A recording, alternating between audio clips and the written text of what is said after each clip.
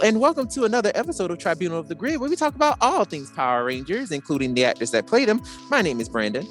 I am Lena. And I'm Will. And today, we are going to be talking about all things.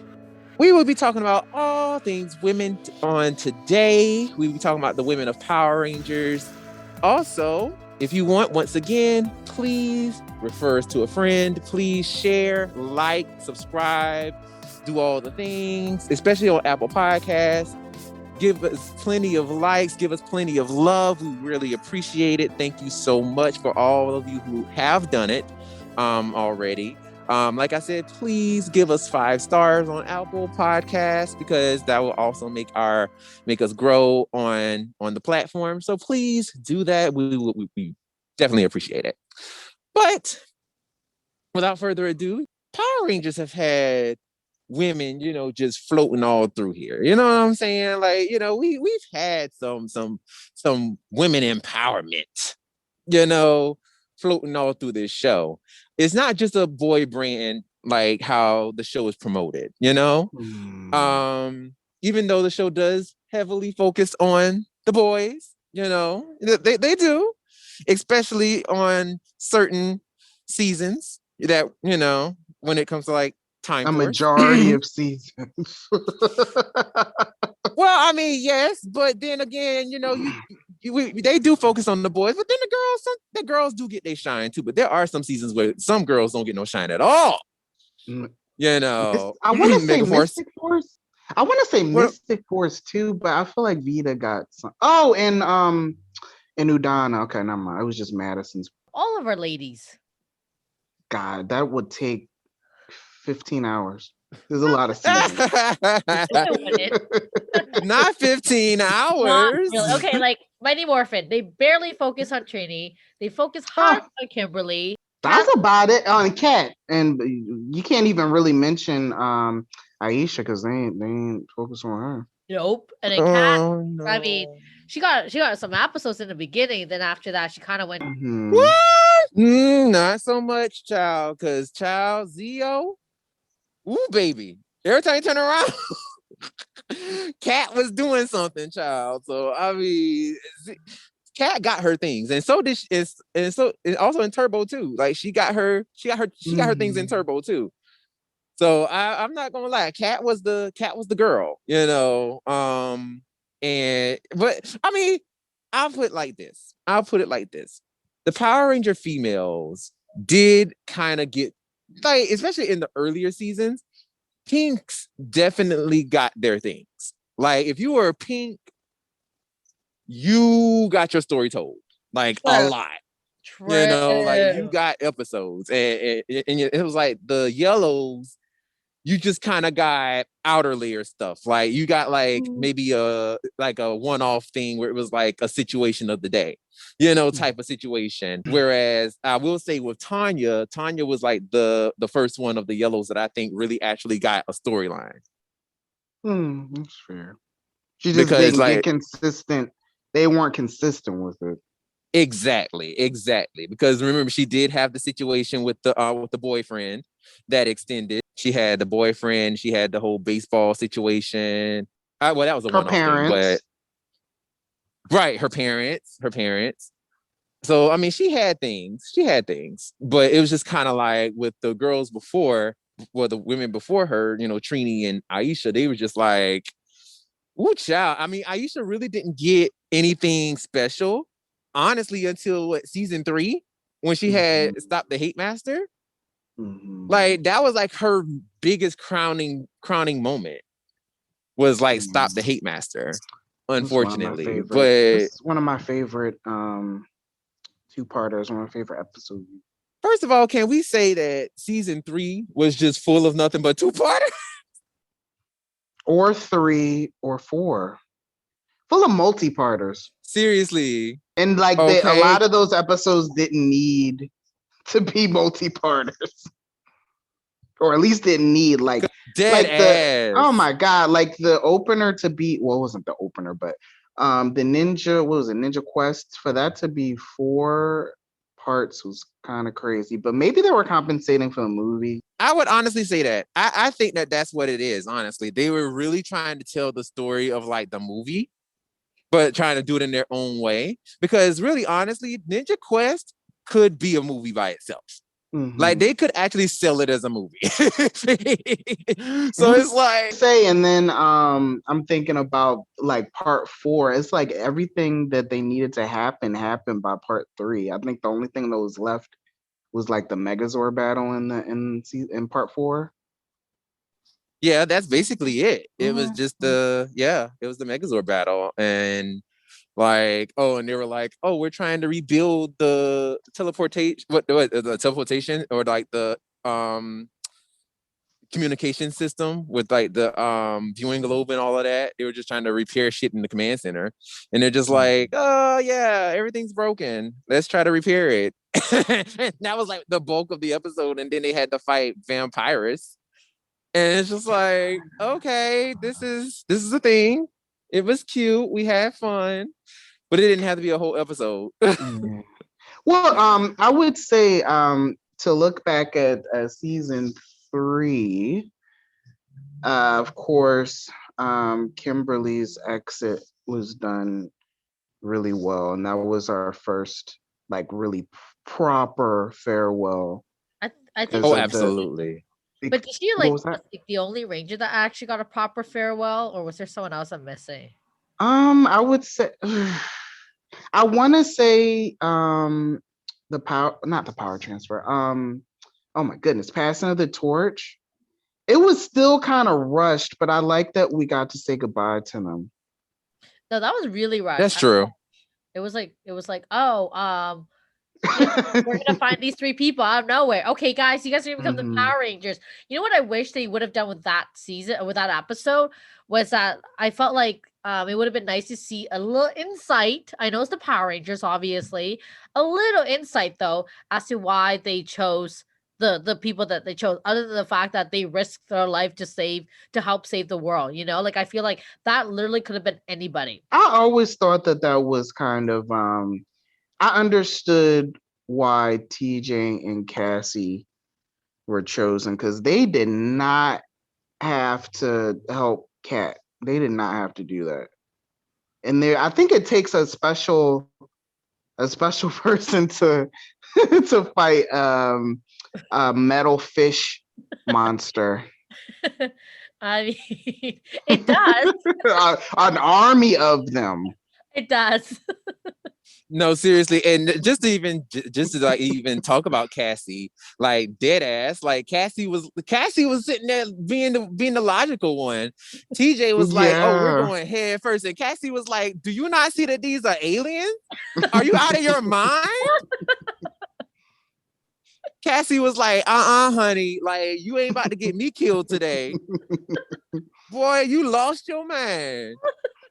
She honestly, I absolutely loved her. I remember the moment she showed up and she was doing her thing, jumping in to help. I remember thinking like, wow, that's awesome. Like, that's awesome. I think also what's cool, like for myself, is like I could see someone I could relate to. Don't get me wrong. I know we got Trini. But it's not the same. It's not the same connection. She didn't get to do as much. Yeah, I didn't feel the connection I felt with Cassidy. Cassidy. Who's Cassidy? Cassie. Cassidy Cornell. Right. That's right who I'm thinking of. I'm like, who is Cassidy? Where do I get this? But yeah, like I remember like thinking, I guess just everything about her personality, her spunk, her like I don't care attitude, but then her logical attitude. Like, really? We're not gonna I feel like that's a lot like me. It's like I'm not looking to die and I cannot sing to save my life. But yet I do it anyways. Loud and clear. That is actually really funny. And it's funny that you actually do say that because I can actually see you like actually relating to her in a sense. I can see that. I can see how you would relate to her more than you relate to Trini. Because I always kind of felt like Trini was like that girl who was like she was a girly girl, but also too like she could fight. I never got like tomboy vibes from her. Right. Never. Like they had Yeah, That's like how always they tried to weird that write it in. it's always weird when they try to categorize her as being a tomboy, but I didn't get tomboy from her at all. But of course, we know that that's because of who the original Trini was going to be. Right, exactly. Like they still kept on promotional material saying, "Oh, Trini's the tomboy," and this, that, and the third. And it's like, well, sis really ain't a tomboy. I mean, she's very much girly girl like Kimberly, but it was more so. I would probably say Trini was more like eco-friendly Yeah. and was more of like the more nature girl. So you can probably say she's more athletic and more like, into nature. But I never felt like she was like a tomboy. Like she never gave me tomboy vibes at all. Never. Even the clothes that they tried putting on her, not even that gave me tomboy vibe. It just gave me the whole, they didn't know how to dress her properly. I liked her outfits. Some of her outfits, especially on season 2, were really cute. I really liked her season 2 outfits looks. were cute. Yeah. Yeah, season 1, I was like, "Ooh, child, what is what did they got you on, girl? What are they doing?" Oh, but no, season 2 was cute. Like I like her stuff in season 2. Granted, it was like some of that stuff was worn by doubles, but for the most part, like I was like, oh right. Like when she was there, I was like, Trini got some cute outfits. Okay, sis. Because I'm not gonna lie to you. On that episode, what was it? When the Premator was going around trying to like like impersonate them. I love that little yellow top that she had on, that little crop top yellow top. That was really cute on her. I was like, oh, look at them trying to let them show off her body. Go ahead, girl. We see you. I remember her. She had a very Zach-esque vest and like some black leggings and some Timbs. You remember that one? Yes. That was Putty yeah. Putty on the brain. And Aisha ended up wearing that vest later on. Which you brought that out to me. I had no idea. Yep. See, I didn't have any idea that they were sharing outfits, but I just felt like, I think for me, like, even though some of the outfits were cute, I felt like they weren't for her. And now that you are kind of pointing out the fact that some of the outfits were actually worn by so-and-so and they were reusing it as well, goes to further, like, I guess, and, prove my little brain at that time that I was right, that I never felt the clothes on her ever actually truly fitted her. As in, like, her personality, not so much her body, right? But, like, who she was as a person, who they're trying to portray. And I remember thinking, like, the outfits that they picked for her just didn't go with her. Didn't go with her vibe, didn't go with who she is. I don't know. A part of me also felt like they were kind of confused as to what they want to do with her in terms of styles. Well, to be fair, they did the same thing with Adam and Rocky. There were some outfits that were Jason and Zach's, and they were they were too big for them because they were so skinny. We're not talking about the boys today, okay? Oh God, sorry. No, but it's funny that you do bring that up though, because they did do that a lot. Like they shared clothes a lot on this show, especially with those characters.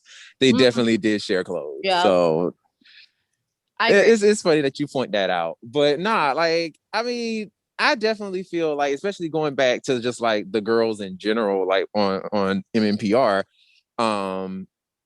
yeah, Kimberly did. I felt like Kimberly honestly had a track that was like no other. Like she had all the things. Like we watched Kimberly grow. Oh my God, her outfits were the cutest. Oh my God. Oh my God. Like looking back at some of those outfits, I'm like surprised that she was able to wear them on a kid show. Well, that too. They had her body out. She looked great. She looked great, but I'm just like, to like watch it as an adult, it's like, oh my goodness. I always remember there was one, I thought this fight scene looked so suggestive. She was rocking like oh my God, pink sports bra, a long pink vest, short shorts, and she was spinning around on a on a pole and like kicking, like wrapping her arms around and like doing a drop kick on the pole. And I thought that looked so interesting.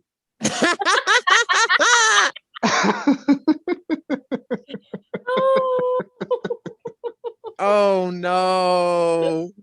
Not interesting. You know what? Now that you brought this up, I remember thinking the same thing as a kid.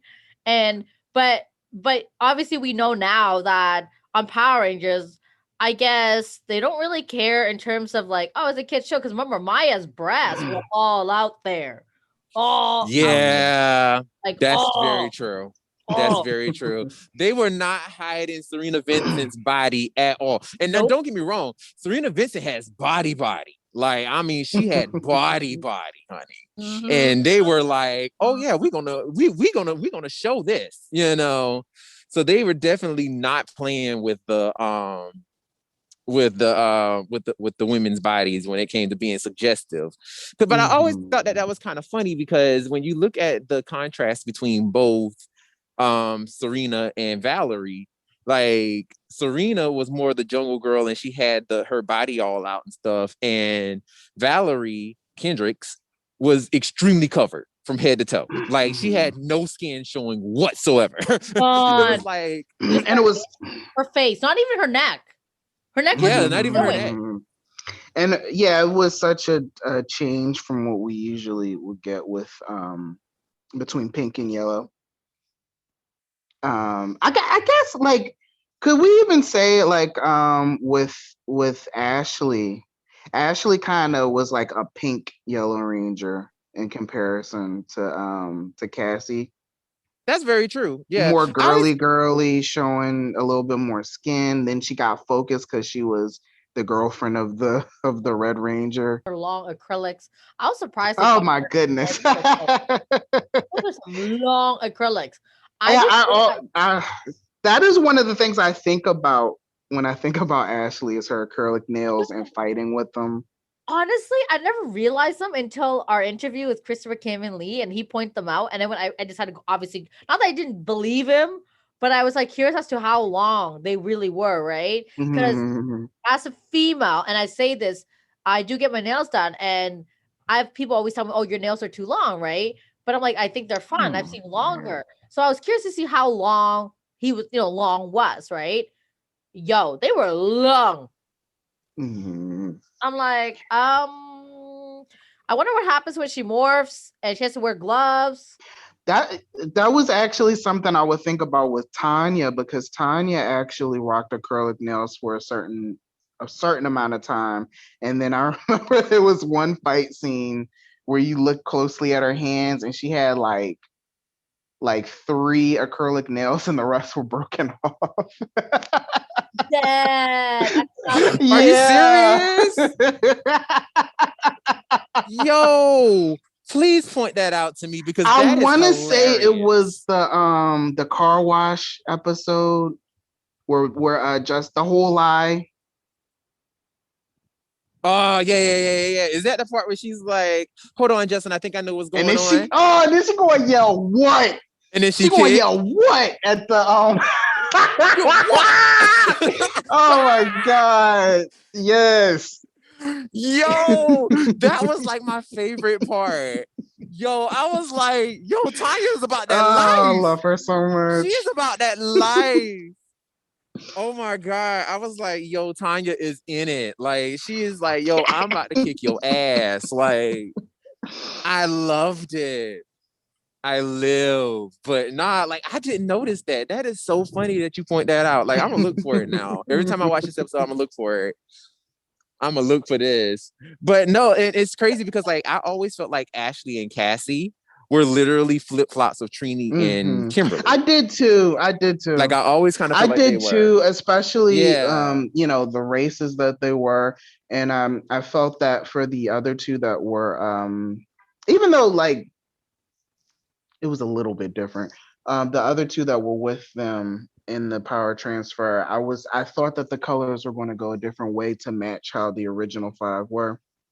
but they didn't go that way, which is cool. Right.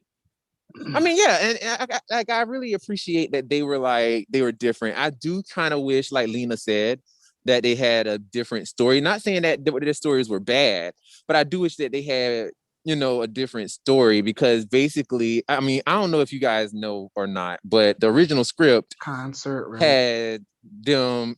Yeah, it was I would at a have loved to concert, have and it was seen just like it was that. a completely different thing.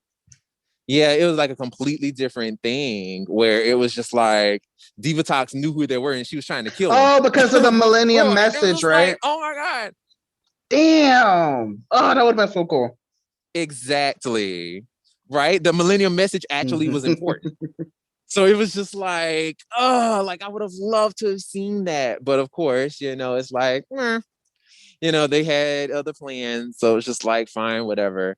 But I would have definitely loved to have seen that. And that would have given more credence and more clarity onto why, these characters were chosen versus, and then that would have given Tanya a reason to actually say what she actually said about Ashley versus just like, girl, I never met you, but, here's these positive things about you. Like, girl, you ain't never even met the girl.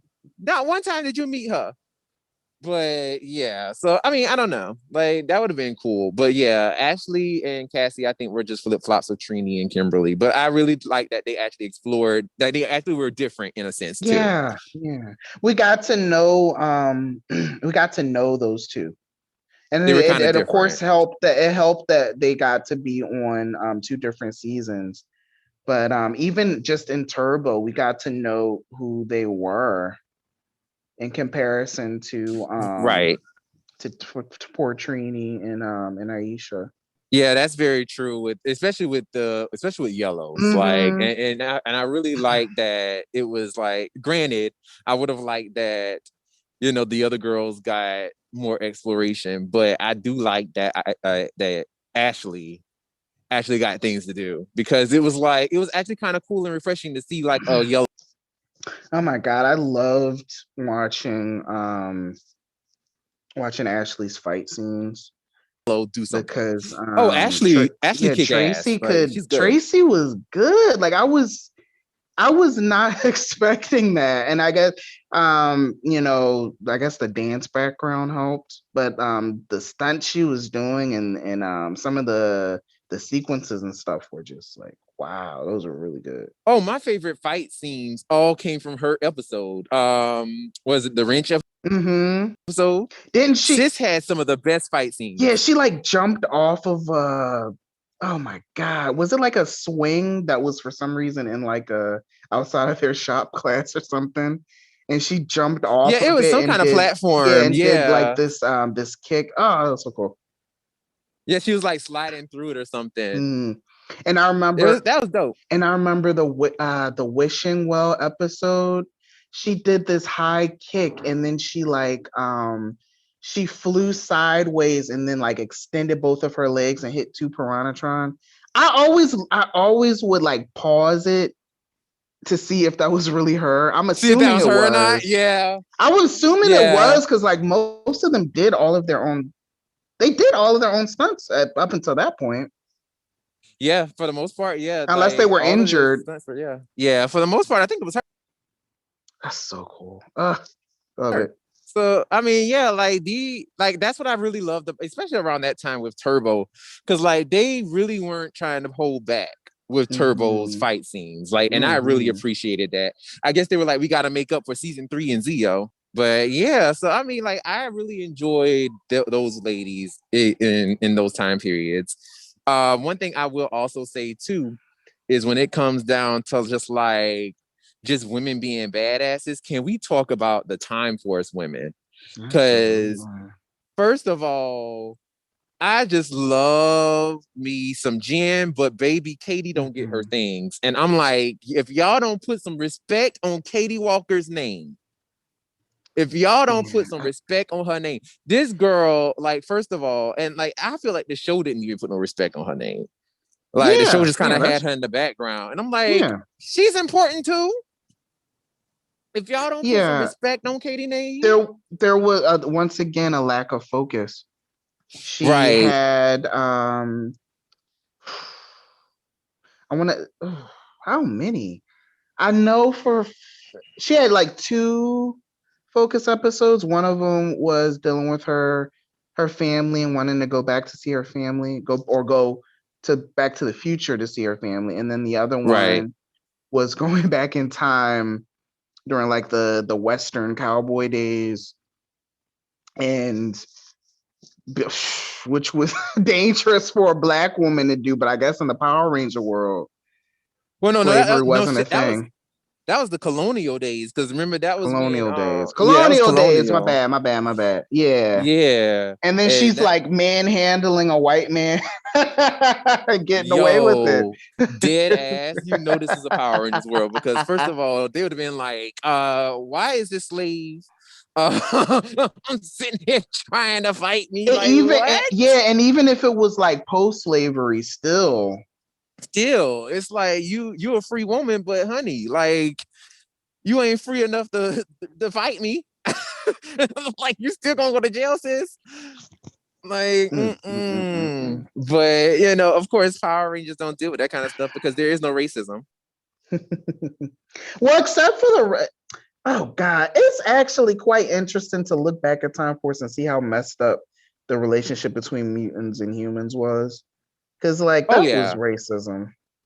Oh, absolutely. Like, I definitely say that there was a lot of discrimination, especially with dealing with mutants.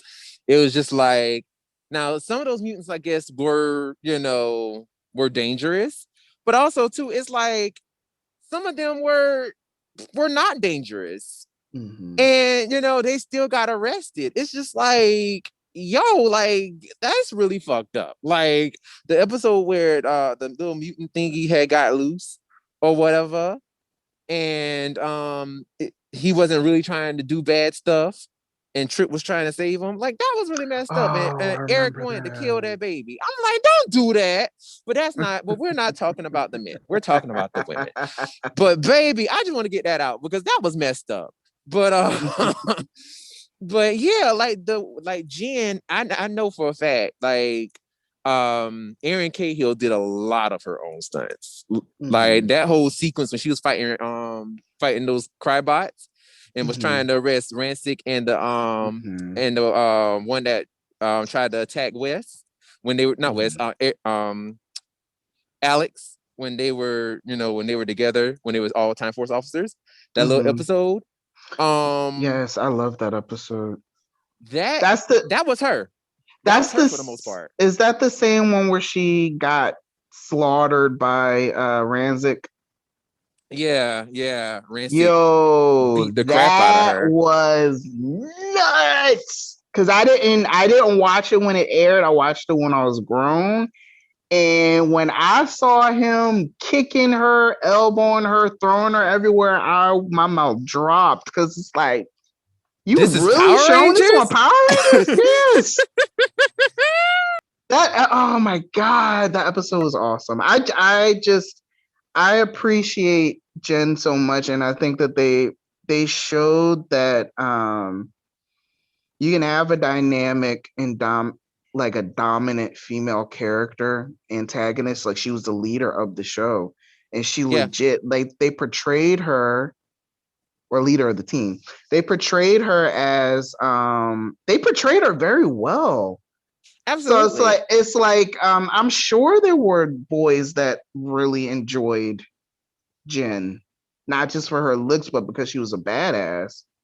And that's the thing, and that's another thing too. I really liked that Jen wasn't sexualized, even though she was a badass. Like, she wasn't too sexualized. Like, she actually was, like, she actually had on the short skirt, whatever. I mean, I guess little boys can be like, "Ooh, I'm looking up her skirt. Oh my god, she's wearing shorts underneath." Chill out. Yeah, I guess that was the only thing, like, what she was wearing. But other than that, her attitude, how she carried herself, her confidence, her drive to get to bring Rancic in, after what he did.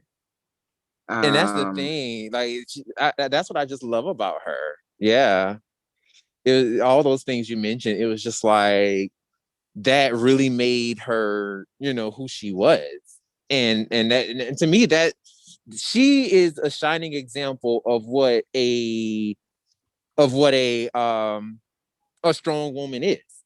Like a strong female character is. Like, she's a perfect example of that. And I just kind of feel like sometimes Power Rangers kind of lose their way with it sometimes. Yes, yeah, as we've definitely seen in the last decade.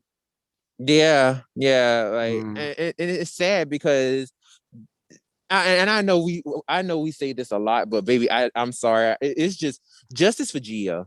Justice for Gia. Because I'm sorry, but the way that Ciara Hanna played that role, I expected more. Like, I wanted to see more from her because the girl came in ready to act. Okay, like, sis was acting. I don't know, like, I don't know what happened behind the scenes or whatever, and apparently it was just like Jonathan Tizak was like, just so focused on, oh, we want to just bring the Rangers in. But it's like, okay, yeah, I understand we want to see fight scenes, but damn, I mean, can we concentrate on some of these characters? Hell, can we concentrate on her for like an episode, Yeah. But I think I hate this. But I think that a big reason that some of the ladies didn't get the focus that they needed and that they deserved and that they should have gotten is because they don't sell like for toys, because ultimately, as we always say, Power Rangers is a toy commercial.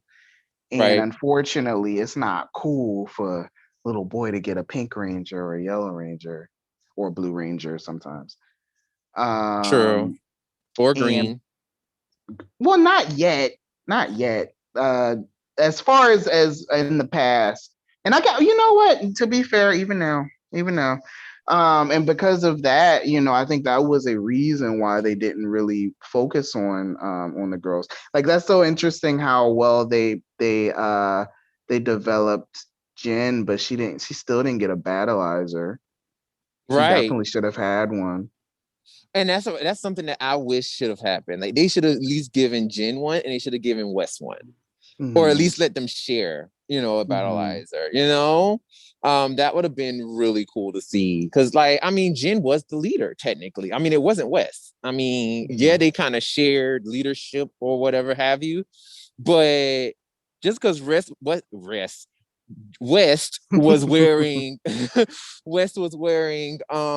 wearing the color red, that doesn't mean he was a leader. I mean, yeah, he had leadership qualities, but Jen was running the ship. Yeah, and it wasn't. They actually, it was cool how they appointed, as a team, they appointed West the leader later, like midway through. But up until that point, Jen was running the show, and Jen was running the show. I love that. That was so cool. And I kind of feel like they did that only because, once again, it's a boy brand, and also too, they wanted to have Wes have the battleizer. I really feel like that's really what it was, because honestly, like, Jen, I mean, yes, they appointed Wes as leader, but Jen was running the ship. Like, I mean, it was almost kind of like, yeah, we're gonna put the guy in the front. Like, yeah, I'm gonna appoint you as this, but we all know who's running the show. Kind of almost like President Clinton after that whole situation, with him doing the things with the assistant and all that Monica foolishness. Lewinsky. Okay, Monica Lewinsky all on that gown. Ow, you know what I'm saying? Doing all of that. And then basically Hillary was running the ship, like, amid all of that foolishness. Technically, Hillary was running it. So it was just kind of like, I kind of feel like it was that situation here, where it's like, yeah, we got a face. The man is the face, but the woman is actually doing the job, So yeah, like, I kind of feel like that was it there. But other than that, I mean, we had another situation as a woman being a leader, but of course stepping down and having the the man take over. Taylor, Wild Force Yellow, another freaking badass character, and of course, in my opinion, one of the highlights of that season. She was awesome. Yes. I mean, here's the thing with Taylor. Like, I felt like Taylor was just a gem.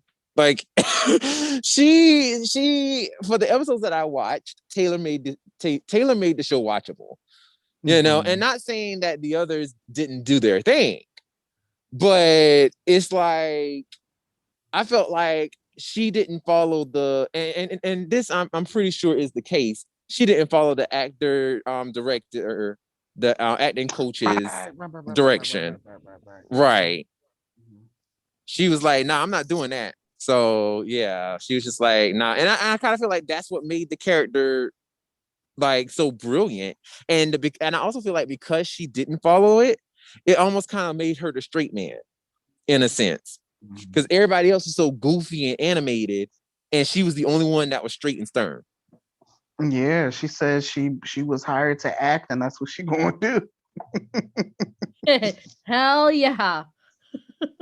Okay, I'm like, girl, like she was like, y'all ain't about to make me no fool out here. And yeah, I mean, they had her do like silly stuff, like that whole scene where she was like playing the game at this little circus thing or whatever, and she was playing whack-a-mole, and she was doing all this foolishness while Gendrax was trying to stab her. That was dumb.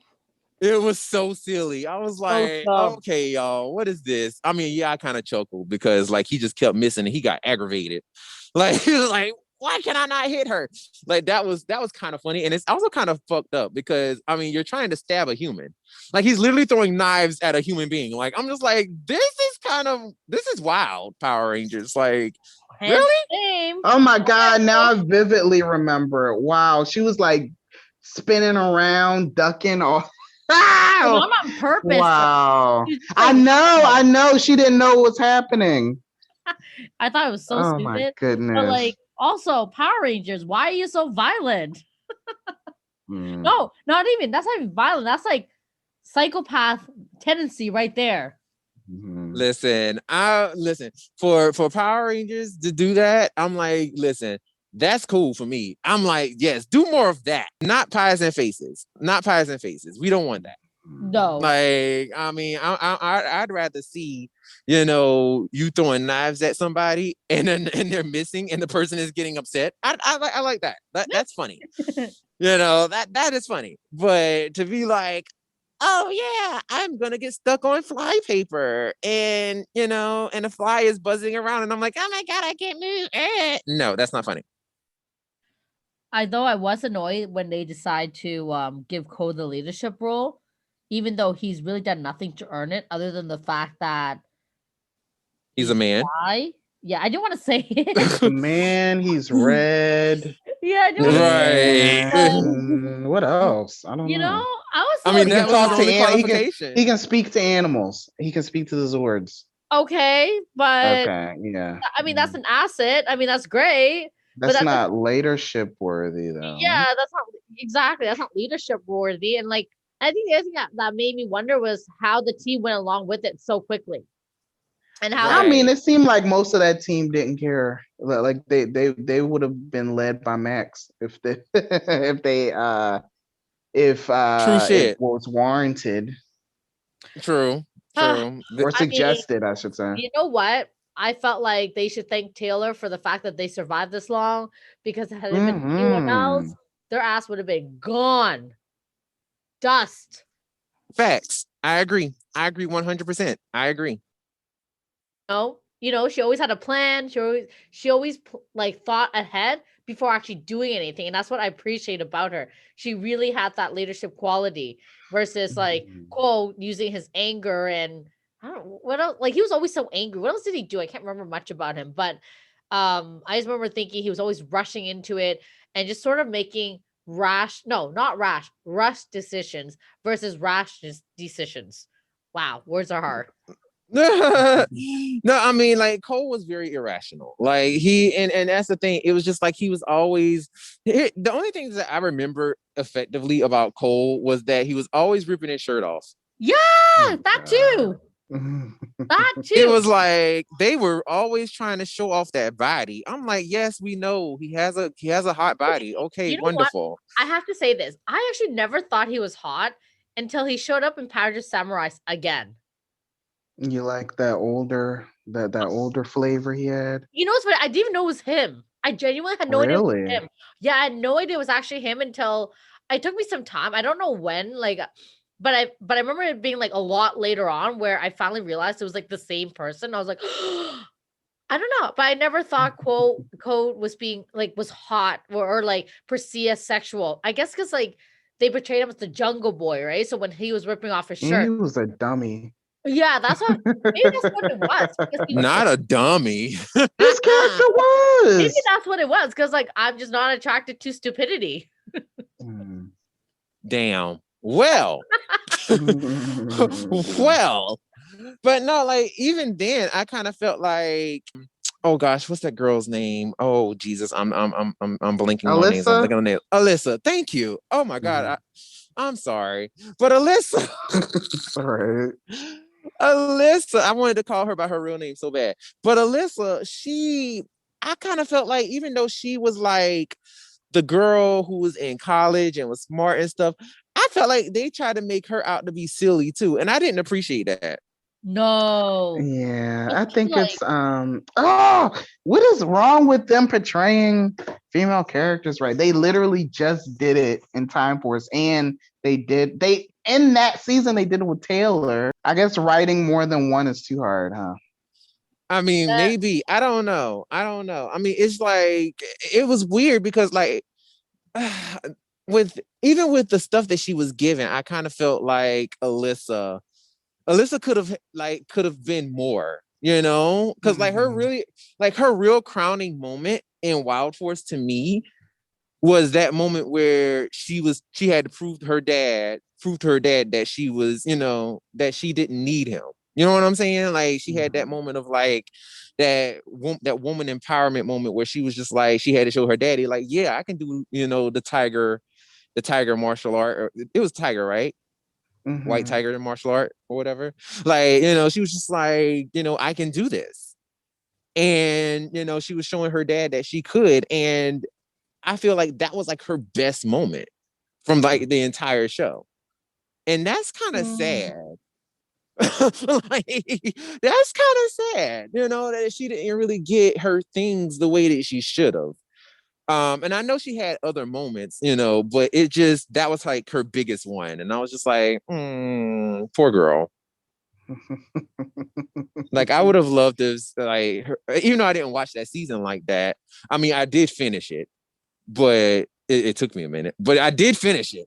But even then, it was just like when I did finish it, I was like, I felt like she deserved more. But yeah, speaking of women who deserve more, you mentioned them earlier, Will, but the Mystic Force girls, I feel like Maddie and Vita got more. She did get more. Vita had more of a I guess her personality was like a lot more out there than Madison. So they wanted to focus on the out there girl rather than the more. Madison was like the wallflower. Chill. Yeah. She was super sweet. And she had the crush on old boy Nick.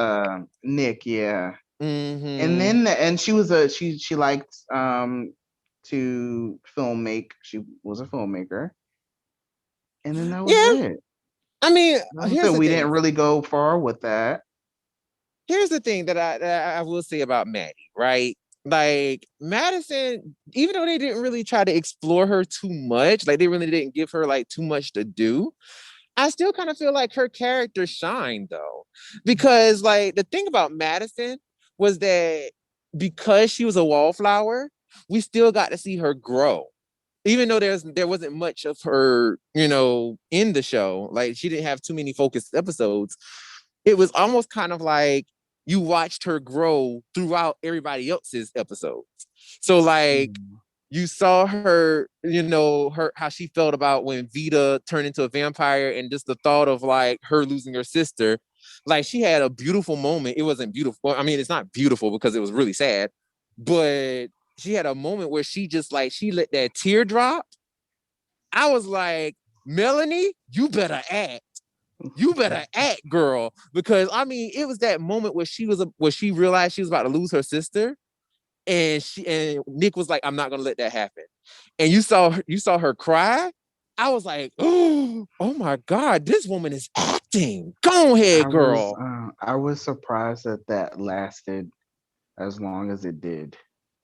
Because I remember them making us feel like it was the vampire arc was over by the end of the episode, and then we saw Vita was still a vampire. Right. It went on to another episode. That was actually a nice little twist. Right. And I mean, you can really tell like they really made us feel like they were siblings, like they really sold it, I think. I really appreciate that with Power with that season. And I know that Mystic Force is not a lot of people's favorite, but like I do kind of feel like the characterizations between both girls was fulfilling in a sense. I mean, yeah, like I said, Madison didn't get much, but it was like they still grew throughout rather than having personal episodes. You still saw growth regardless. Now, Vita, on the other hand, now I love Vita. Don't get me wrong, I do, but there was something very butch about her, and it's not a bad thing. It's not a bad thing at all. But I really got butch from her. No. Like I said, there's nothing wrong with it. There's nothing wrong with it. Oh Lord! I want to make that very clear. There's nothing wrong with it. I felt like they try way too hard to make her butch and like tomboy. It wasn't just because she had short hair. I don't know what it was. Like I just felt like they were trying way too hard to make her like that when I honestly felt like it wasn't even necessary. Like are they trying to stereotype her because she has short hair, but then they try to make her look girly? I was just like, I was confused as to what they're really looking to do with her. Because then she got like the most girly costume with like the most girly sword. Like, come on, a fairy. And they made a point to have her say that she hated pink. Right, but then she had pink hair. Well, at the end, she grew to appreciate and love pink. Yeah, because she was the Pink Ranger for a whole year, so it was like, okay, well, finally, pink's not so bad, right? But like, I don't know, I think they just felt like they did the uttermost to make her pink. And like I said, she had like a fairy sword. She had like the most girly sword ever. Not that there's anything wrong with that. I would love a fairy sword. That was a unique one. Like that was so cute. That is definitely my vibe, up my alley. But they just made, I don't know, I just felt like they just made her not like it way too much. Because it was almost every other episode, I felt like she made a mentions on that. Especially when she realized she was the Pink Ranger. She's like, oh, really? Pink? Yeah, when she learned that she was like that first whole episode, like the first 2 episodes, like she really was dragged. Like they really made it a point to be like, this girl hates pink. Like, I mean, she really dislikes it, and it's like, okay, we get it, we get it. But I mean, it's cute that like by the end she was like, pink hair, I'm rocking the pink, and plus, like you actually saw more and more in her clothing that she was starting to wear more actual fully pink clothing. Right. Because at first she wasn't even wearing hardly pink at all. Like everybody else was wearing their colors like fully, and she would wear like dark colors, and there'll be like a little hint of pink. Right. Like a tiny hint. Yeah. But by the end, she was wearing full pink stuff. And then like on the finale, she was wearing pink hair. Like she was really into it. So I mean, I like that progression. I have to actually give them credit. But I just felt like they just like it was just too much. Like exactly what we said, like 2 episodes, if not even more, just constantly remarked about her being pink. I remember when they got the Zord too. She made a remark on the fact that she had a pink Zord that was a fairy or something along those lines. I can't remember the exact frustration that she expressed, but I just remember thinking, we get it. She does not like pink. whoopee-doo. Let's move on. Nah, like it. I don't know. Like I really liked it. I mean, yeah, it was a little frustrating at first because it was just like, okay, girl, but also too, it was just kind of like it was kind of weird. Not weird, but it's kind of funny to see like a tomboy type of character be like a Pink Ranger. It's just, and I mean, we've seen it with Cassie. We've seen it with her. And Cassie made it work. So it's just like to add that extra layer of her being like, ew, I'm wearing pink. This sucks, But then it almost kind of makes me wonder, right? Like, obviously, I know this is older, right? And we're at the day and age where we're trying to not use color to gender identify anybody. Mm-hmm. So they really like, they're like, yeah, pink's for girls, pink's not for me because I'm too tomboy for this. And I think that was probably the mindset of it. Honestly, I kind of feel like that was probably the mindset of her character. It's just like pink is for girls, and I'm not really the girly girl type, so I don't want to wear pink, which I appreciated. I was like, okay, cool, she's of that, I wonder though, like, what do you think her sexuality would have been? Because I know they never mentioned it, but I guess based on everything, what would you guys think her sexuality would have been? Not that it's like important. I'm just curious. I'm going by the finale. When oh my god, when Lily's mom, what was her name? Necroli? And Necroli, when Necroli turned into a human, and then Xander was like, Lily's mom is hot, and then Vita's like, Vita's like, So I mean, there's a such thing as bisexual. She could have been. She could have been a piece of bisexual. I'm gonna go lesbian. Because I love the word lesbian. So I'm gonna go lesbian. I felt like she was a lesbian too. Not that it's important for all you guys listening. Like, it's not. This is just more so for our entertainment. But I was gonna say, like, at one point I thought they were gonna try to put her and Chip together, and I was really. Oh, I didn't really. I'm not sure if they were trying to. That was the vibe I got.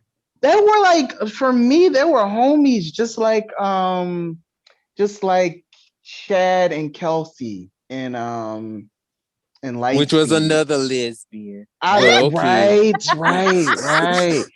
Oh my god, I loved the bond that those two characters had. I thought that was beautiful. I love that, and that's what I got from Chip and Vita. Yeah, no, I with Chelsea and Chad, I didn't get the whole relationship vibe, but with Chip and Vita, not that obviously that's what they're trying to portray, but or whatever they were trying to do, I'm not sure. But I remember thinking that was my exact thought, was like, please don't make them a couple. Please don't make them a couple. So if I got that, I misread something, or maybe they were doing certain body language that was suggesting so. I'm not sure. Like, I haven't seen the season in a really long time. And I mean, like 5-6 years ago. So I remember thinking the first time I watched it, I was an adult watching it.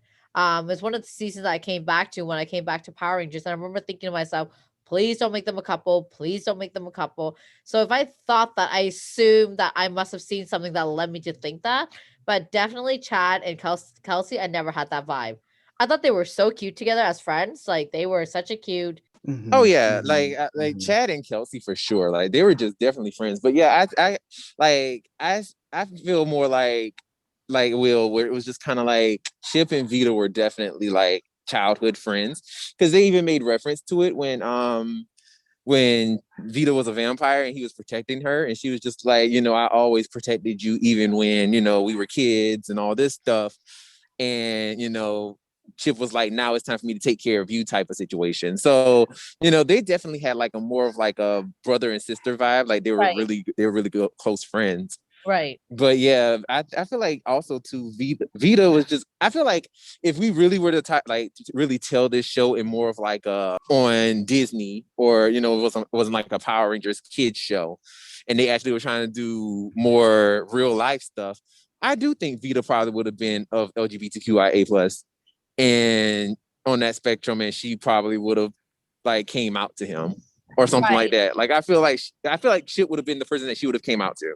Right. That's insane to think about.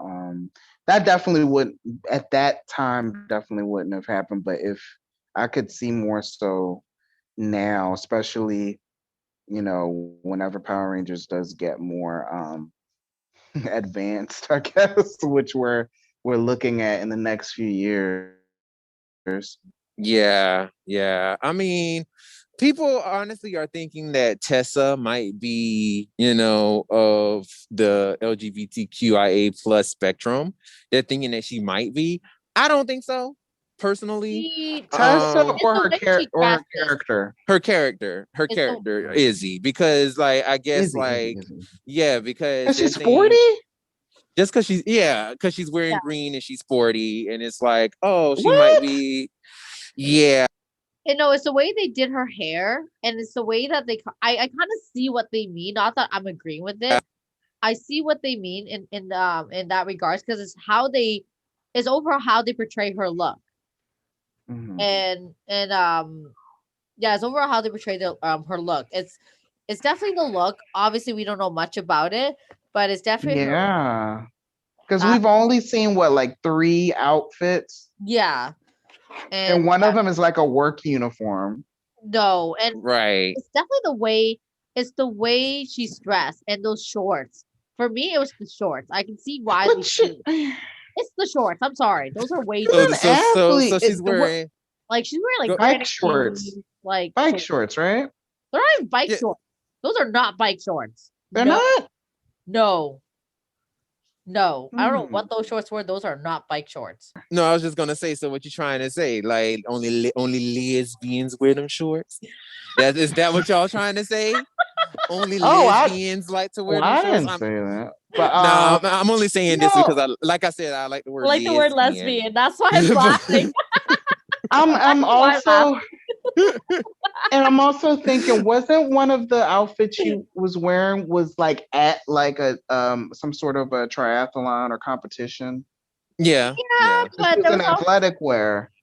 Yeah, but so we only got one outfit that was like an outfit. Will, I've seen athletic wear. That's not cute athletic wear. If they want to give her cute athletic wear, they don't have the damn budget for that. That's not in their budget. Cute athletic wear. But yet, Amelia's outfit are like cute and very expensive. Have you not seen that blazer? That purse? Her scooter alone is already more expensive than Izzy's outfit. Okay, you want to go there with money?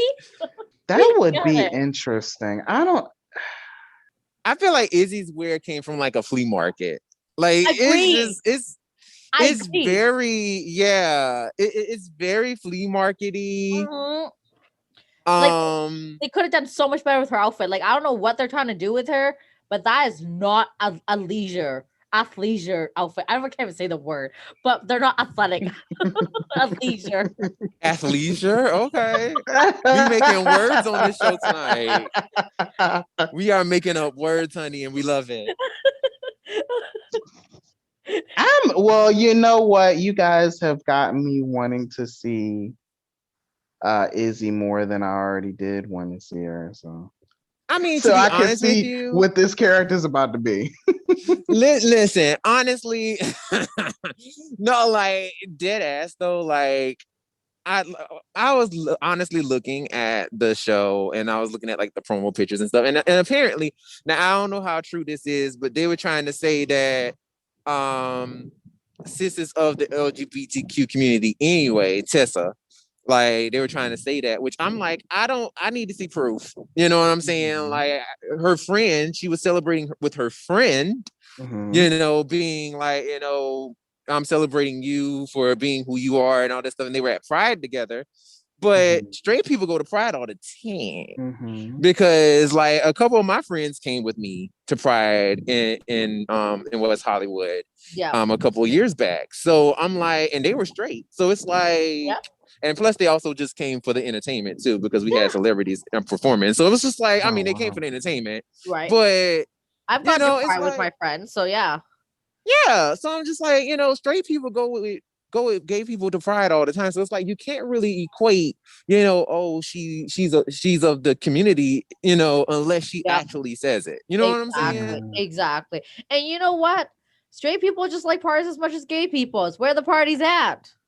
Oh yeah, we know how to party. Right? We know how to have where fun, the party's at. So it has nothing to, and I agree with you, Brennan. Just because she's at a party or at an event, unless she flat out says it, does not mean she is a lesbian. You can say it, Brennan, one more time. Lesbian. This is great. I just love it. That would be something. I wonder if she feels the need to say it or to come out publicly, like if she would, like right now, all under contract. I wonder if they would encourage it, if they would say don't do it. Yeah. I mean, well, this is a different age though, too. I know. Yeah. And also too, like with, it being in New Zealand and how people are so free in New Zealand, because New Zealanders are like on a whole different wavelength. Like they're so carefree and chill and relaxed. And they're just like, they don't care who you are. It's just like, just be free, be yourself. I feel like they're Bob Marley all the time. Like I can see Bob Marley songs play. They're just chilling. They're just having a great time, always happy. Well, it may not always, but you get the idea. Yeah, like I do kind of feel like that's how they are. And it's just like, and probably being, on probably being like that over there isn't a thing for them. It's just like, oh, okay, well, you a lesbian. Okay, wonderful. We love you. But it's us over here who are still in the archaic mindset of, oh my God, you're a lesbian. Oh my God, don't bring that stuff over here. Oh my God. What is that stuff?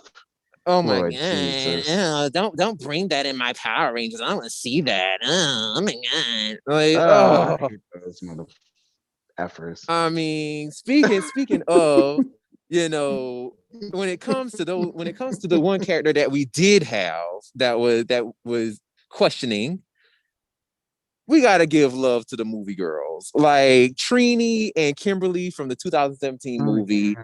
We gotta give love to them because I feel like they don't get enough love. I love those girls. Just love. Like they don't get enough because I feel like, okay. Oh, you made a post recently about it. Like you made a tweet about it. Like, please, give these girls their things. And I don't blame you. I agree.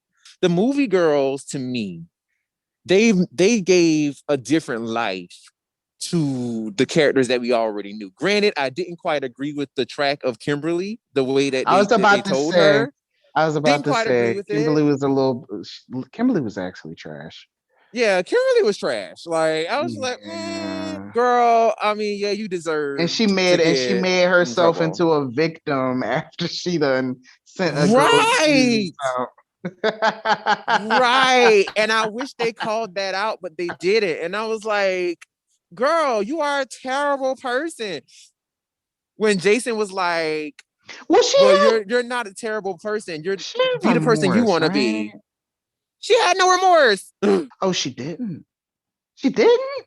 Wait, no, she. Oh no. I guess She did. She did. I mean, she did. She felt bad, but also too, it's like when at the part where she was like, where the girls, where that putty hand fell on the car, and she's like, "That's what you get." It's like, that's what you get for what? What do you mean? That's what she get for reacting to what you did? Right. Yeah. No, you're right though. I don't think she really had remorse, and a part of me just felt like she was still the mean girl. She just didn't want to admit to it or own up to it.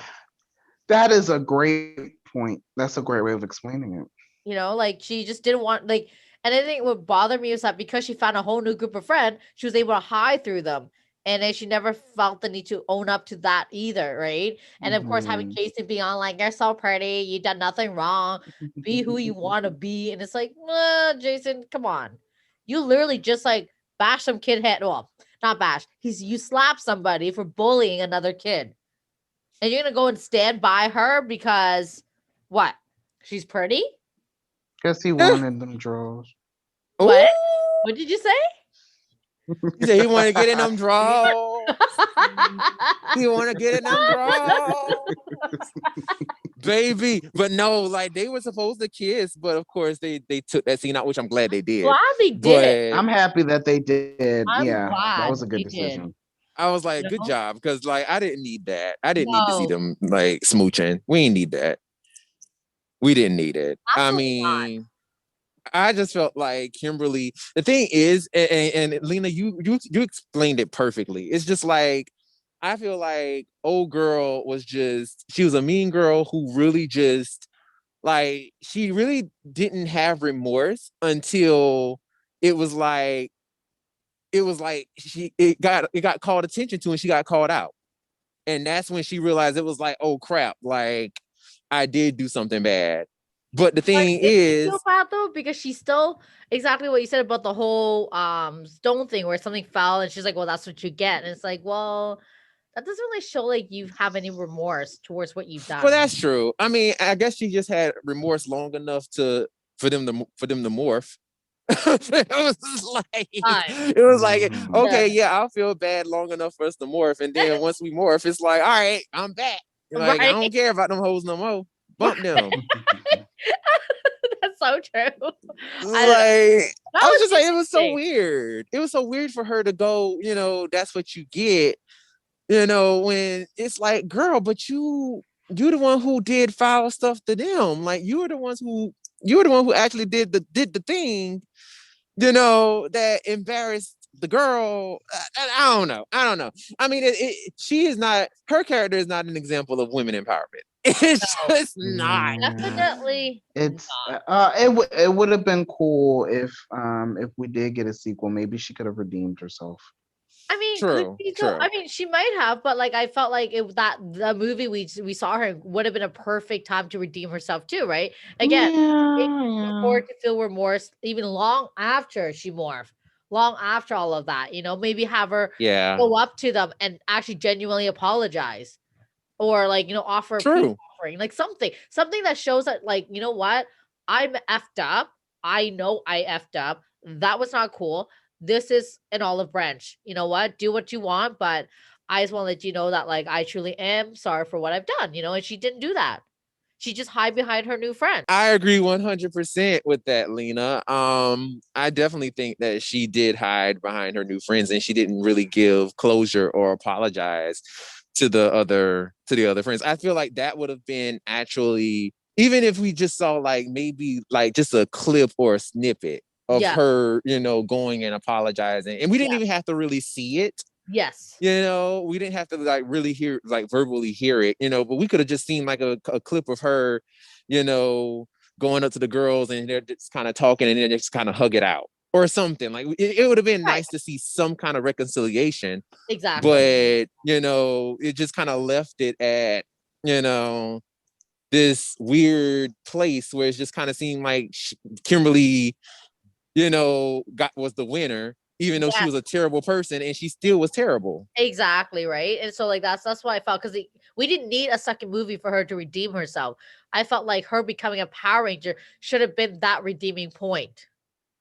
Like her wanting to do better, her wanting to better herself as a person, her wanting to better herself so that she can be better for her friends and family and anyone that was involved in her life, right? But after she got her powers and was able to war, she's like, peace out. Right. And I mean, like with Trini, I felt was like the one who I just kind of felt like had the more, I guess, positive growth in a sense. Yeah. Because it was like, she felt like she was alone, but in the end, she realized like, I'm really not, I have a new group of friends that I can actually connect with. Yeah. And, she was able to like prove herself in the end. Yeah, no, I really liked, and I liked how towards the end there's that little scene of her sort of saying, well, look, I think it's the line where her siblings were like, oh, I want to be whatever color, right? And she's like, well, how about yellow? And they're like, well, yellow for girls. And she's like, well, is it though? which I really like. Oh, and they were like, what is the boy? Cookie. Is the yellow boy? And she was like, Right, they were like, like oh that. yeah, all the boys, yeah. And she was just like, Izzy or whatever, or something like that. It was something to that line. Yeah. Something like along that line. Yeah. Which I'm like, that's cool. Yeah. Cool. I like that. And plus, like, also on that final scene, though, I did notice, I don't know if anybody else noticed, but where was Trini sitting? You at home or at No, school? on that final scene where they were in the classroom. They were in But detention. Where? In the school. You couldn't see her in the final shot. Oh. So it was like, how far away was she sitting? They probably just, just pieced together things. I was like, is Trini like across the classroom while everybody else like in the group? Like, I'm like, that doesn't make sense because that was the whole point of her character, being like, separated from them and far away from them. And then, and then they came together. But then it's like on the very end, it's like, well, where the hell is she sitting? Because she ain't sitting nowhere close to them. Wow, I didn't even notice that. I'm gonna have to go back and watch it now. Yeah, like she ain't sitting nowhere close to them. I was like, where the hell this girl at? But but I really liked Becky G's interpretation of Srini. I really liked it. I really liked it. I stand for it. Mm-hmm. I stand for it. And I mean, we got plenty of strong women because we got, Tori and Kira, both of those women of the Disney era. They held her own.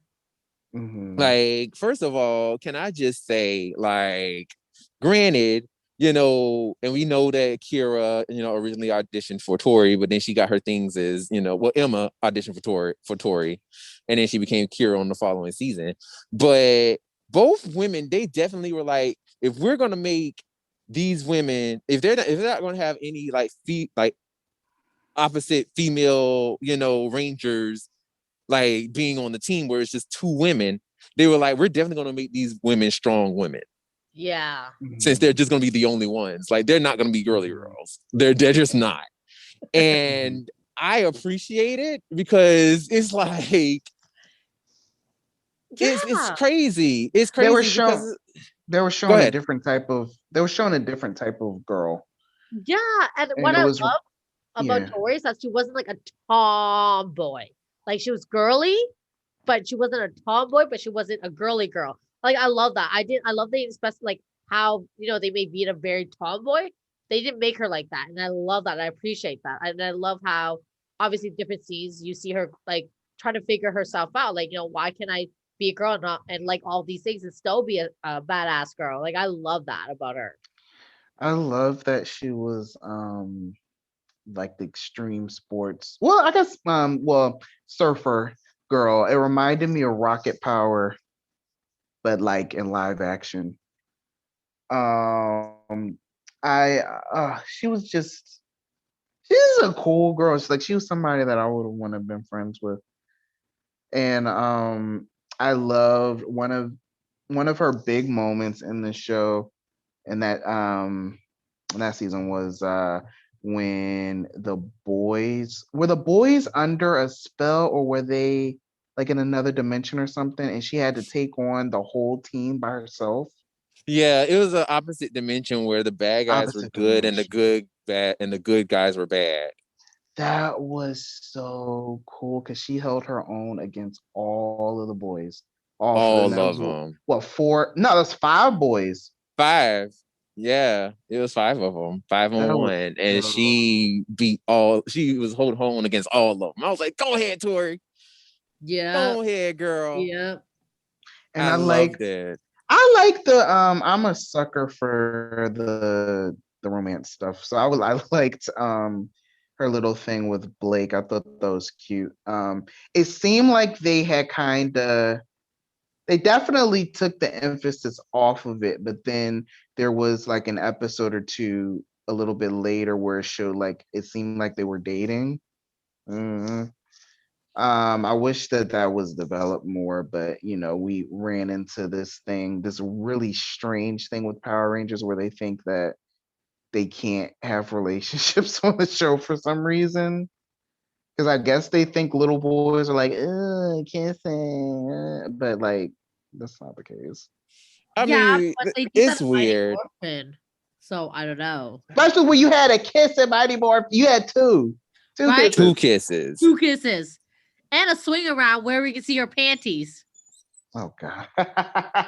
Right? Those were shorts. Those are not her panties. Every time she was in a fight scene in a mini skirt or a mini dress, that shit went flying up. So, and I think they did that on purpose. Right? Yeah. So like, what are you doing? What are you talking about, little boys like girls? Right. That's what I'm trying to say.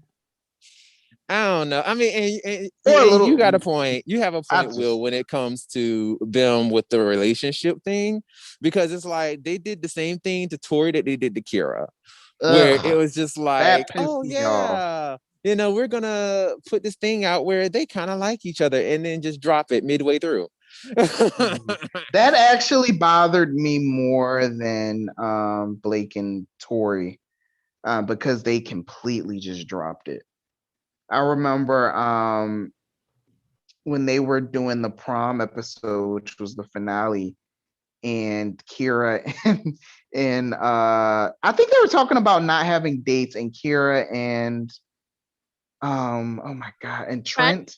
Yeah, Trent was just sitting there with Ethan or something, just looking at her like, we don't have dates either. And it's like, wait, weren't you guys just talking? Right? And like interested in each other? Right. Like I remember that, and it was like so awkward too, because I remember her like, and then I remember thinking like, is she trying to hint it at him? Like she's trying to get him to ask, and then nothing came of it, and I'm like, wait, I'm confused. Nothing. And it was even more confusing if she wrote songs about him, and I'm like, what? She remember that song that she sung on stage, and it was like the whole black and white thing. I can't remember how the song goes, but she performed it at the end of one episode, and it was like a huge crowd, and she had her longer hair extensions in, or whether it was longer. Anyways, she was wearing mostly all black. I can't remember how the song goes now, but anyhow. Oh yeah, I know what you're talking about. Right? That's the one that Trent recorded for her. Right. Trent did her video. Right. So then I'm like, wasn't that song kind of for you? Like, I don't know. So I got kind of confused. I'm like, she wrote like 2 songs, maybe 1 song for you, and now we're not together. Like, what? I'm confused. Like, what is going on? Please explain. I would have been fine had they even had like a simple like little talk where I went, you know what? I feel like maybe right now it's not a great time to pursue this. I would have been fine with that. Especially if that scene where it led up to the scene where Kira's like, yeah, I don't have a date. And Trent's like, yeah, I don't have a date either. That would have made sense. And then have them turn around and be like, hey, you want to go as a friend? You guys want to go as friends? That would have been fine. But they didn't explain that. So it was really awkward. I remember thinking, is she trying to hint this at him? Because Kira is a strong ass girl. That does not seem like something she's trying to do. So what is happening? Tell me. I just assumed that she was going to flat out ask him, right? And then she didn't. And I'm like, wait, I'm confused. Where's this going? Yeah, they really just didn't do anything with Kira when it came to like that relationship between her and Trent. It was just kind of like, it's a no. We don't care. It's just like, we don't really care about that. We're just focused on her being strong, which is like, it's cool and all. Fine, but why bring it up to begin with? Why even have it? Yeah. Right. Like what? But I liked beyond that, I liked that Kira's character was someone who we had an idea of who she was. We knew what her identity was, and she got a decent amount of focus throughout the season. Her character being the singer-songwriter. What else did she get to do? Oh my goodness! Her sassy one-liners. Definitely that. She was the girl. She was yes. She was one of the girls. She just didn't give a fuck. If you liked her, cool. If you didn't, oh well. Right. And she wasn't trying to put on a front for anybody. She was just herself. Nobody. And I love that. Another person I think I could have been friends with in high school. Right. And I love her outfits too. Like, I just love how she pieced everything. Well, obviously Kira herself, not no, not because the fact that it's a show and she has stylists that did it, right? But as Kira's character, I love her choice of outfits. I love how they went together perfectly, and she just really owned it. She did not care at all what people thought about her. She's like, you know what? I look cute. I look cute. And you know what? And bravo to her for standing up for herself towards the end with that whole music video industry where they were trying to make her something that she wasn't. That is such a powerful episode when you really think about it, even though it did include Kelson Henderson. Ha ha ha ha. Funny. Right? But, it's such a powerful episode because, it could have easily went south. Like, easily. Yeah. It could have easily went to her just being like, oh, I really want to do whatever to become a recording artist, and I'm willing to, sacrifice who I am, which, I mean, so many people do. Like, so many people will change their image or become something that they're not just to become a recording artist. Her friend, remember? Her friend that she met on the that we met on the show. Like, that was a perfect example of that. Exactly. Like, she was just kind of like, she just became like this huge pop star. And it's like, but that's not who you really were. Like, you were her friend at one point, So it's just kind of like, people will change, whatever just to fit, what the industry wants them to be. And Kira was like, nah, like, I'm not doing that. Like, you're going to take me how I am, or you ain't going to take me at all. And that's actually very powerful. That is very powerful. Yep. And kudos to Kira's character as a young teenager to sort of like know that about herself and, had the voice to be like, no, I like me. I choose me. Peace. And oh man, I wonder the woman that she became.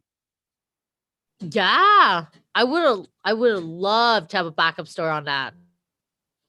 Well, I mean, we did kind of touch on it a little bit in SPD when Sydney was like, well, you become like a huge star, a huge pop sensation. So, I mean, I'm pretty sure she probably, became the Avril Lavigne of the Power Rangers universe. No, I hope she did become the Avril Lavigne because Avril Lavigne sunk. She sunk. Her own. Oh, well, I mean, in her prime, hopefully. Not like her whole career track, because that would suck. Right? Right after. That would suck. Oh my goodness. I still would love in one of these seasons if we heard about a Kira Ford concert or a Tanya Sloan record label, something like that. That would be so cool. Like that would be dope. Oh my god! Hey, you know what? Maybe Dino Fury would be one of those seasons. I mean, they already brought up. Who knows? They already brought up. What's that company name again? Brennan or Will? Oh, Hartford. Yeah, Hartford Industries. Right. Yeah. So I can kind of see it. I'm kind of hoping that would be so cool. So cool. I mean, Power Rangers have done that. They've name dropped some people before, but they've only done it in more recent seasons, which I was surprised that Dino Fury went way back because, like, Beast Morphers did reference the Pan Global games. Yeah, they referenced the Pan Global games, but also they referenced Levi. They referenced Levi. Oh, they did. Yeah, Levi's poster was in the background, so I mean, they did reference. For me, for me, I had such issues that they didn't mention Kat or Kimberly when they mentioned the Pan Global games. They could have said their name, either one of them.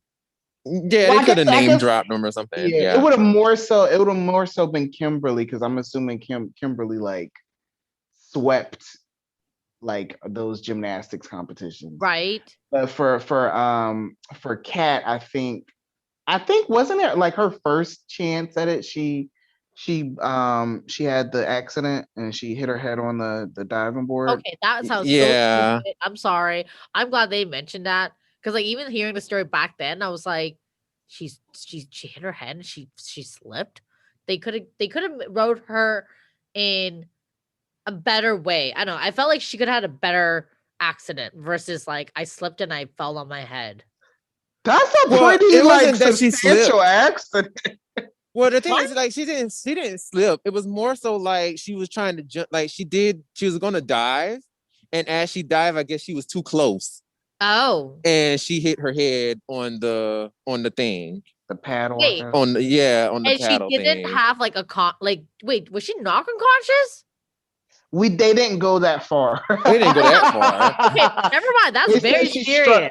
They said that she struck her head, and then the crowd gasped. I was like, and then that was it.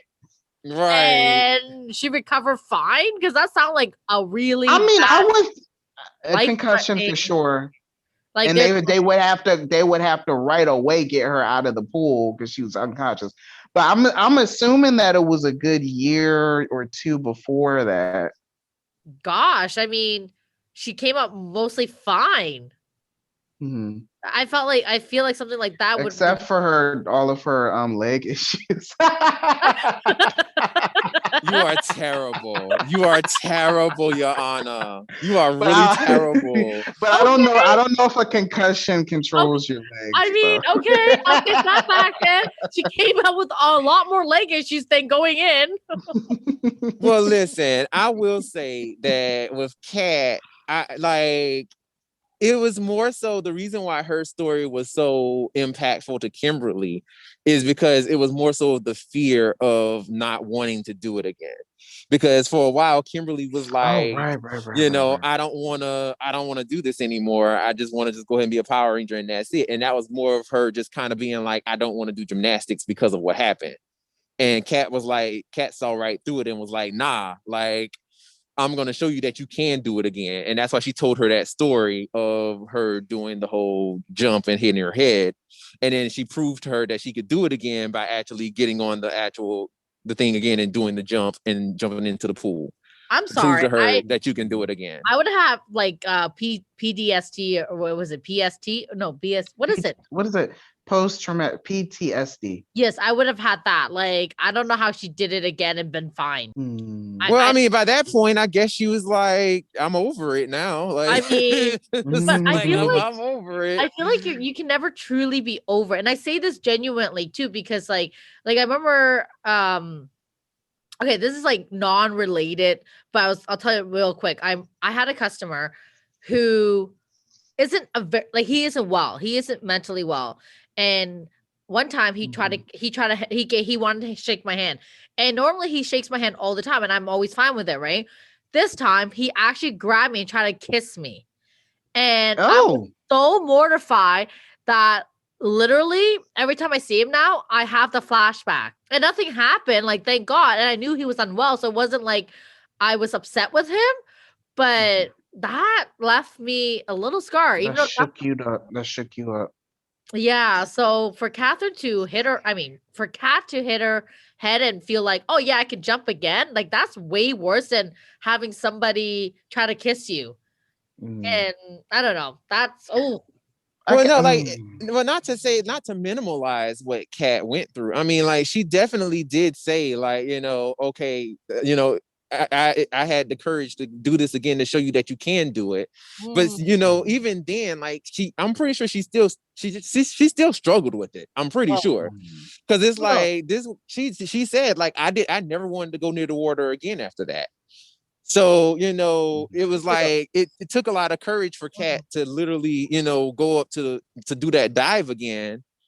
Just to prove to Kimberly that, yeah, you can get back on the ball. And I mean, that actually proves, Kat's worth as a character, like, really, really good. Cause it's just like, it just showed Kat as a character that was just like, she wasn't the strongest. Right. She wasn't the strongest character, but her heart was what really made her a ranger. No kidding.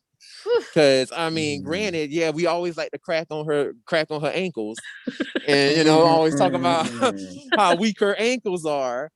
But at the end of the day, it's like sis had more heart than a lot of rangers, because it was just like, old girl went against Archerina herself, like, right?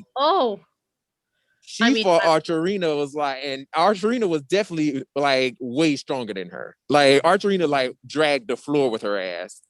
No, kudos. You know what? Like as a kid, we don't realize how, well, at least me anyways, I never realized how much of a powerful ranger she is until now we're talking about it as an adult. Like, holy moly, like her jumping after all of that from a dive. Oh, me thinking about it, I'm having panic attacks for her.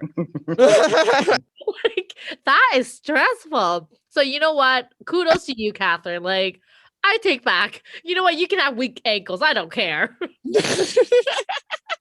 No, I mean she definitely got weak ankles. Like that's not, you know, that's not a question. Like, oh girl got the weakest ankles in Power Rangers history. However, on the same token, like I said, like her heart though, it was just like what she made for in her weak ankle, she made up for heart. So it was just like, yeah, you go, Cat. You do that. You do you. You know, and like, honestly though, like to be honest, like to me, strength is one thing, but when you got heart, like that's something that's like it does kind of make you shine a little more. I mean, sure. you shine a little more when you got that heart, when you got that courage, where it's like, you know, I may not be the strongest, but I got your back. Oh, and yeah. You know, and Kat definitely was that for sure. She definitely was that. For sure. You know, and I just really appreciate like a lot of the women in the show. They just they're just so good. And like I want to touch on a couple more because like I know we're running out of time, but it's just like, you know, with the Neo Saban girls, even them, you know, it's just kind of like Shelby.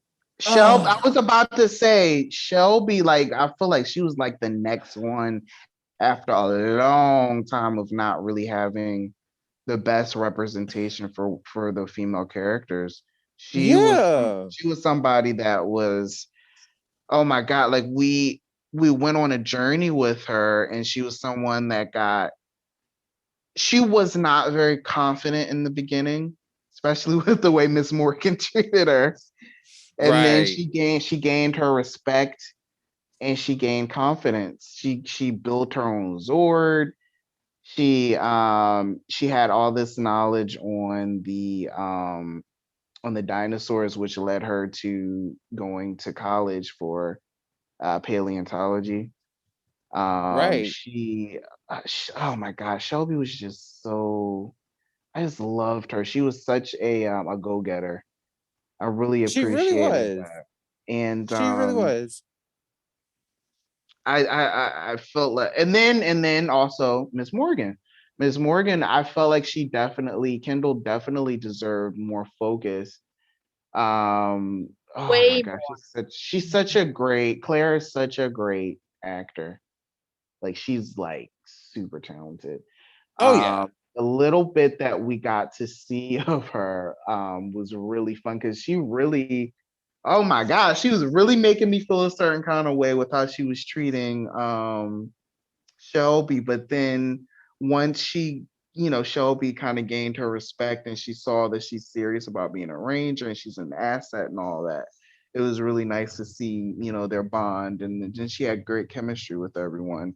In our interview, Shelby, no, I was just gonna say, Shelby just went ahead and put her foot down and was like, "Girl, if you don't quit talking to me like this, girl, we gonna be catfighting because like you got like you talking a whole bunch of smack, and I'm about to drag you. You know what I'm saying? Like she was like, and I gave you a chance, and I let you walk away. Oh my God! Shut up. But nah, like Shelby had to stand up for herself, and like and that basically kind of got Miss Morgan to be like, oh, like she's not, she's not no little, she has a backbone. Just a screw up, right? She has a backbone. She's not a screw up. And and the girl knew her things, like, and that was the thing. It was just like Kendall really just like really like tried to like count her out because she was just like, oh, you're not as smart as me, or you're not, you don't know what you're talking about. And Shelby knew a lot about dinosaurs, and she was the one who ended up, like you said, she got the E-Tracer. Like her and Kendall created the E-Tracer together, even though she had the idea. Like, they were able to find the Ankylosaur because of Shelby. So it's like Shelby really, and plus she's a Black woman. Big ups for her. And I mean, yeah, Kendall should have gotten her things too, for sure. Kendall definitely should have gotten more. Going back to our interview with Claire, her talking about a backstory for how she came to know the keeper, that would have been nice to see, and also how she found Coda, that would have been nice to see. But I always thought that her relationship with Coda was cute. And she just she seemed like a really strong-willed woman and a success to be pretty young. Her character was like 25, 26, and she was the curator at the museum. She had a lab. She had a lot of stuff going for her. Right. I mean, you can tell definitely too. It's like two alpha house women, because Shelby's an alpha house, and Miss Morgan, she's an alpha. So it's like two alphas button heads. It was just like, both women are powerhouses. So it's just like, ooh. Now that I'm thinking about it, I wish that they would have had maybe one or two episodes, just the two of them teaming up. That would have been pretty cool. Them Pink and versus purple. Poisandra or something. Yeah. They could have had a whole. They could have had a girls episode. That would have been pretty cool. But we've seen how that happened in a certain. We got what we got, which was pretty decent. I'm saying, we seen what we got in a certain episode. Yes, you already know Dome Dolls, and that was not cute at all. It was not cute. It was not a cute episode. That was like one of RPM's one of their more lesser good episodes, because that episode sucked. But I don't know. Like, it's just like, I really wish that we, like you said, we did get a little more. And I mean, even with Sarah and Haley, they actually did. They got some things to do. More so Sarah than Haley, I feel. Because Haley got the short end of the stick a lot of times, which isn't fair. Which I once again will never forgive them for making that terrible episode for her. But Haley, I feel she was a great character. I feel like she was a great character, and she should have had a lot more. Sarah was definitely the tech girl who, she was definitely the energetic, like, go-getter girl too, where she was just like, full of energy and was like, this is what I want to do, and this is who I am, and and this is what I want to do with my life. I want to be, creating tech and stuff. So I mean, we got that from her. But I just would have loved to see more from Haley, I felt. But I mean, hey, this is Power Rangers, right? So I mean, we get what we get. And it's who knows what this next era of Power Rangers is going to bring, because the world is changing, and I think in some aspects for the better as far as representation goes. So absolutely. In this last decade, we actually had an LGBT character, a ranger, for the film, but she was more questioning, but yeah. So to have that, and then to think about what the next 5, even next 5 years, because things change so quickly, and on the new direction that Power Rangers is going to have. Who knows what's next? Maybe we'll get another female later, and maybe we'll get more focus on female characters. Maybe we'll get a female ranger that solely has a battleizer. Like, there's so many things that could potentially happen. True. And I'm really looking forward to seeing, what new changes happen. Absolutely. Like, you definitely summed it up like perfectly. basically took everything I was gonna say. But yeah, like, I agree 100%. Like, I'm very excited to see what the future brings with Power Rangers, because we've had so many wonderful, strong women characters throughout the show. I mean, we didn't touch on all of them, Oh my God, there's many. So many. Dr. K, Miss Fairweather. Right, Miss Fairweather, Z, Sydney. Haley, the other Haley. The other Haley. Right, the first one. The badass female villains. Scorpina, Cat. Which one? Ace. Cat Minx was a good guy. We didn't talk about Evil Cat. Catherine, Power Ranger Cat, was evil for a little while. Elsa, Camille, who we love. Yes. Oh my God! I personally, I don't know how you guys feel. I actually like Tanaya 7. Tanaya 7. Or 15. Diva Talks. I love Diva Talks. I don't care what anybody says. I will fight you. Okay. I love Diva Talks. Who is your favorite female villain? I mean, we know Will's, but right, we know Will's. Like, Elsa is my girl. Like, especially when she got that new look. Baby. When she was swinging that little ponytail around, I was like, yes! Yes, mama! Work this ponytail, honey. Oh my God, I loved it. Oh my God. Girl, I might have to say Elsa. I really do. I have to say Elsa. All right. I have to say Elsa, because like it's either in between Elsa or Scorpina. It's in between both of them, and because I love me some Scorpina, honey. Camille. Camille. Camille was cute. I mean, she was cute. We had fun, but she just wasn't no Elsa though. Like whenever Elsa talked, like every scene that Elsa had, she was just such an ass, and I loved it. She was such a jerk. And I'm just like, I just love the fact that she was such an asshole. Even the Zeltrax. Like, I mean, she just didn't like anybody. It was so funny. Like, she would drag Zeltrax so much to the point where he was just like, I've had enough of you. Like, well, like, even though he had a huge crush on her, she just was like, she just kept dragging him over and over and over. And of course, they had that plot line of, her allegedly supposed to be liking Tommy. But I don't know, like it really did, and they didn't explain it. That's why they did away with it. But it's just like, I would have loved that. I felt like the whole Tommy thing was because he's Tommy. Of course. Probably. Of course. Like, it wasn't anything other than because of the fact that he's Tommy and he's supposed to be the most attractive guy ever. Actually, fun fact. For those of you who don't know, and probably you two either, Jason David Frank was actually voted one of the sexiest men alive.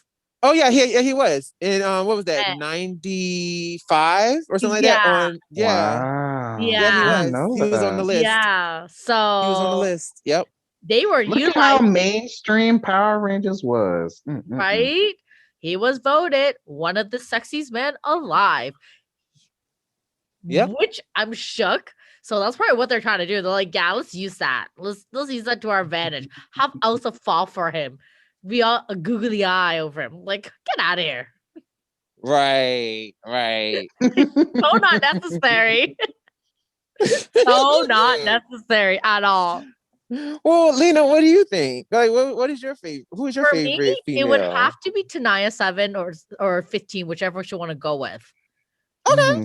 Yeah. Okay. I've always thought she was such a badass, and I like how for her, no matter what, she kept coming back stronger, almost like Astronema. Her and Astronema.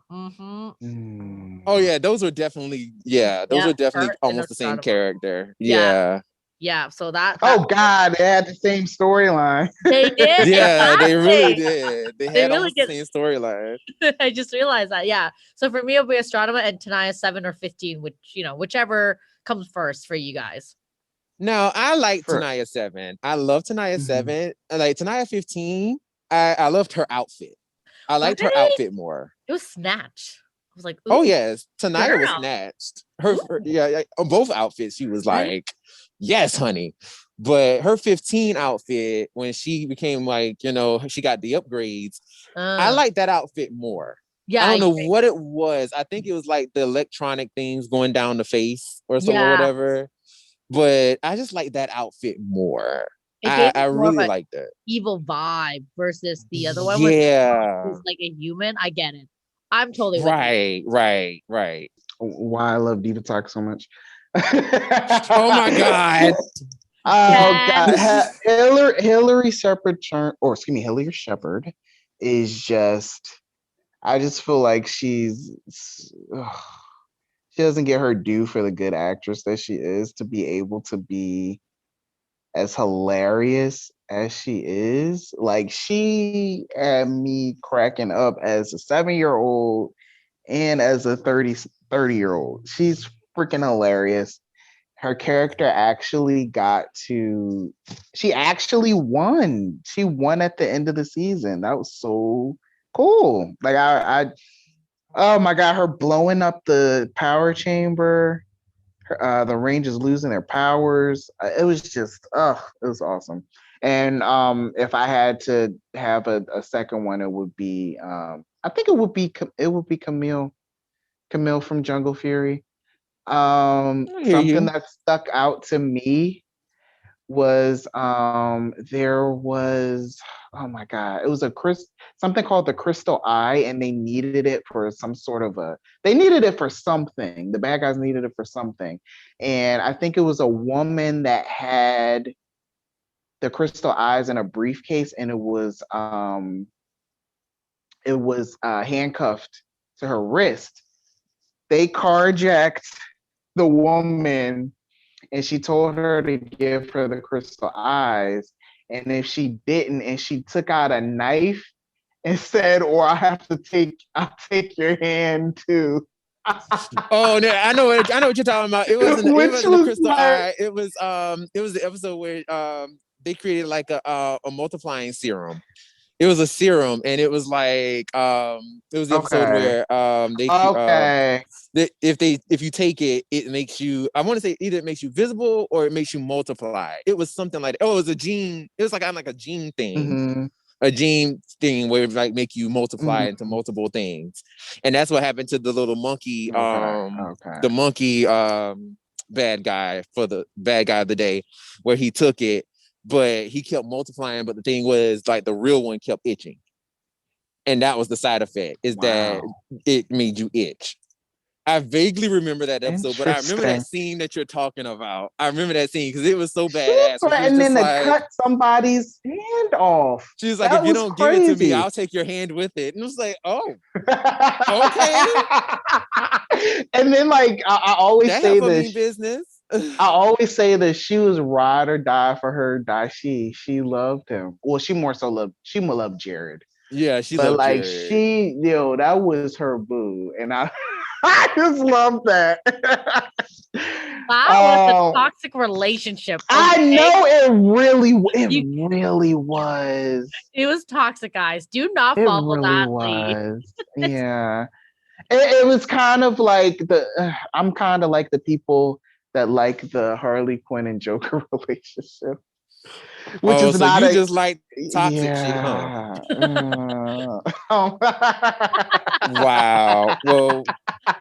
Well, we know we're just gonna have to take care of Will. Right, guys, don't follow Will's example. Bad example. Okay, like we're gonna have to watch Will in his relationships and protect him and be like, all right, Will, are you safe? Are you safe, Will? Because we don't want you to get hurt, honey. We don't want you to get hurt. I'm grateful. Even though things haven't been picture perfect for the female characters, Power Rangers over the last 28 years. We've had a lot of really good moments with them, so I'm really grateful for that. We didn't mention Kendrick's her sacrificing her life for a couple of months in Lost Galaxy, which was such an awesome moment. But oh my God, so many freaking awesome women over the years, so many great role models and great characters, and I'm grateful for them, and I'm really looking forward to seeing what Amelia and Izzy are going to do, and then later on what this next film's going to be like, and what these new seasons are going to be like. It's really exciting to think of what we're going to get.